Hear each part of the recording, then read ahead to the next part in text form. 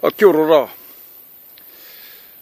Just here talking about what I call the wairua, the various forms of intuition, tracking.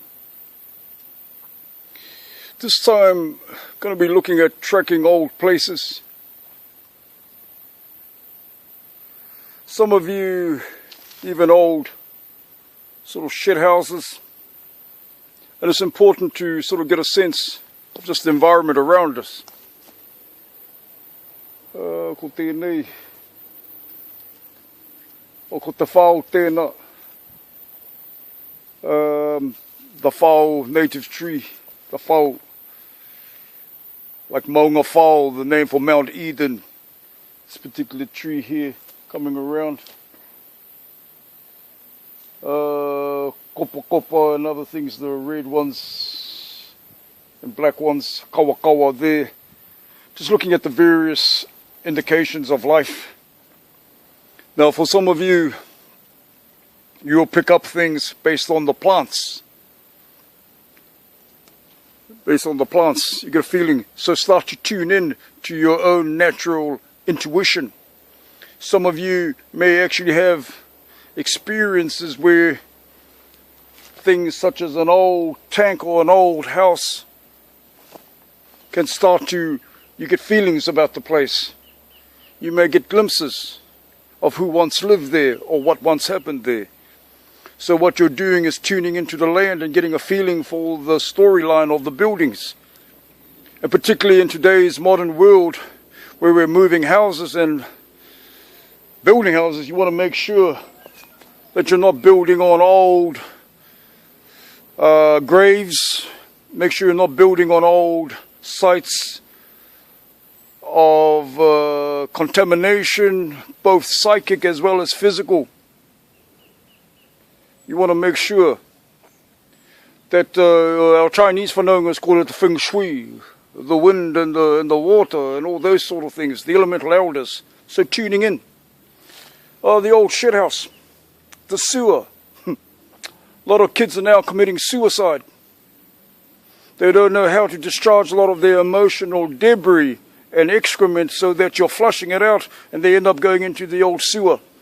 If you've ever seen the old inside of the old long drop, the old shit house, and you drop a stone into it, you end up sinking. You've got to be able to be like the fly and just come out of it and reincarnate yourself. Have a good shit, let it all go, and then come out and pull your pants up and feel free and fresh. I say it again, young ones, don't let the suicide, the pit, get you down. Be able to go down there, recycle, recircle, and come up, having let go of what needed to be let go. And this is all what this is about, tracking, being able to lift ourselves out of the various debris of life. So this one here is just tuning into your environment again. Looking around. Okay. This is a tui. Tui. Oh, there it is. On those piwaiwaka up there. Fantail. There he is. Just coming. So the fantail dancing. Flying around.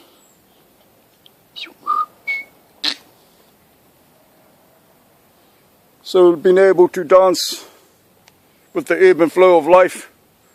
The tui has a particular call, uses a lot of energy from the various aspects of its being. Uses both audible sound,